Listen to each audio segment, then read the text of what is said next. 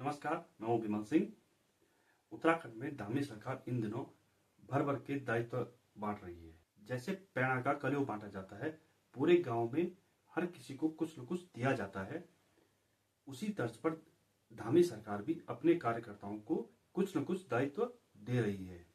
सरकार ने हाल ही में 38 लोगों को दायित्व सौंपा है और अब उत्तराखंड में दायित्वधारियों की जो संख्या है वो 55 हो गई है। और ये भी माना जा रहा है कि इसमें कुछ और नाम ऐड होने हैं और ये संख्या करीब 100 तक पहुंच सकती है। और अब ये कहा जा रहा है कि लाखों के डोले पे सवार होकर के ये दायित्वधारी जब अपने अपने क्षेत्रों पे जाएंगे तो वहां विकास की गंगा बहने लगेगी। एक दायित्वधारी पर सरकार हर महीने करीब 2 लाख रुपए खर्च कर रही है और अगर पूरे 55 दायित्वधारियों पर होने वाले खर्च को जोड़ दिया जाए तो हर महीने 1 करोड़ 10 लाख से अधिक का खर्चा किया जा रहा है। इन दायित्वधारियों का हर महीने का जो मानदेय है वो 45,000 रुपए तय किया गया है। दायित्वधारियों को सरकार के द्वारा मानदेय के अलावा और भी कई तरह की सुविधाएं दी जाती हैं, जिसमें उन्हें वाहन के लिए हर महीने उनको 80,000 रुपए का भुगतान किया जाता है और अगर उनको सरकारी आवास नहीं मिलता है तो 25,000 रुपए हर महीने उनको भुगतान किया जाएगा और अगर सरकारी आवास मिल जाता है तो कार्यालय के लिए 10,000 रुपए मिलेंगे और यदि सिर्फ कार्यालय मिलता है तो आवास के लिए 15,000 रुपए उनको हर महीने का भुगतान किया जाएगा। उन्हें एक सरकारी सेवक उपलब्ध कराने के लिए 15,000 रुपए मिलेंगे और चतुर्थ श्रेणी कर्मचारी रखने के लिए 12,000 रुपए का भुगतान किया जाएगा।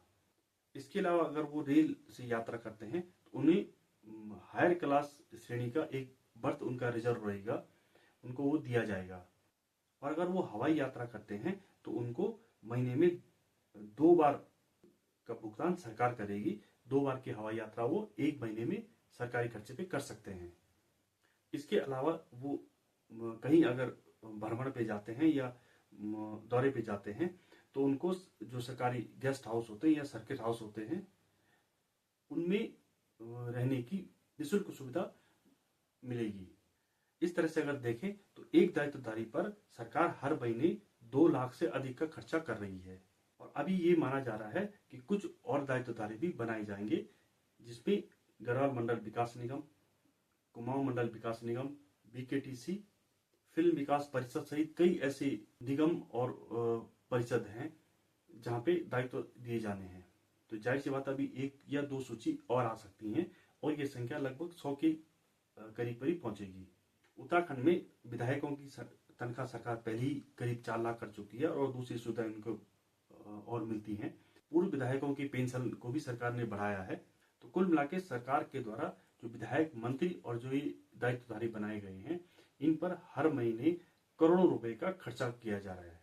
ऐसा नहीं है कि ये पहली बार प्रदेश में दायित्वधारी बनाए गए या सिर्फ उत्तराखंड में ही दायित्वधारी बनाए गए हैं। हर प्रदेश में और हर सरकार में दायित्वधारी बनाए जाते हैं, लेकिन ये कितना सही है, इनकी कितनी जरूरत होती है, क्या ये बहुत ज्यादा जरूरी होते हैं? और अगर ये इतनी जरूरी होते हैं तो फिर सरकार ने 3 साल तक इंतजार क्यों किया? इन दायित्वधारियों के बिना यदि विकास का कार्य अधूरा पड़ा हुआ था, विकास की जो योजनाएं हैं वो तेज गति से नहीं चल पा रही थी, तो फिर 3 साल का इंतजार क्यों किया गया? इससे तो यही स्पष्ट होता है कि विकास की जो रफ्तार है वो 3 साल से धीमी चल रही थी और अब ये दायित्वधारियों की जो फौज तैयार हुई है अब ये उसको गति देने का काम करेगी। दूसरी बात यह है कि जो ये दायित्वधारी बनाए जाते हैं इनकी योग्यता क्या होती है? अगर विधायक या मंत्री की बात करें तो वो कम से कम जनता के द्वारा चुने हुए प्रतिनिधि होते हैं, जिसके चलते उनको सरकार के द्वारा सुविधाएं दी जाती हैं। हालांकि उत्तराखंड में मंत्रियों और विधायकों को जो वेतन भत्ते और जो सुविधाएं दी जाती हैं वो भी अन्य राज्यों के मुकाबले काफी अधिक हैं, लेकिन जो ये दायित्वधारी बनाए जाते हैं इनकी योग्यता सिर्फ यही होती है कि ये जो जिसकी सरकार होती है उसी पार्टी के कार्यकर्ता होते हैं और इन कार्यकर्ताओं को खुश करने के लिए या उनके आसपास जो घूमने वाले कार्यकर्ता हैं उनको खुश करने के लिए सरकार इस तरह के दायित्व बांट देती है।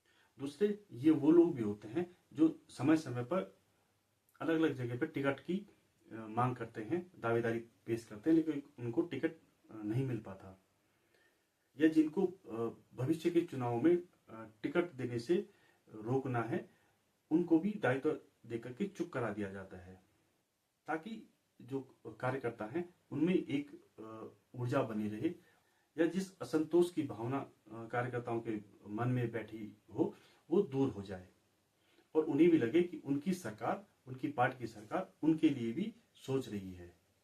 और अगर जनता की नज़र से देखा जाए तो ये दायित्वधारी जनता के बहुत ज़्यादा काम नहीं आते हैं, लेकिन इन पर पैसा खर्च किया जाता है जनता के टैक्स का जो पैसा होता है, वो पैसा एक तरह से इन दायित्वधारियों को सौगात के तौर पे दिया जाता है।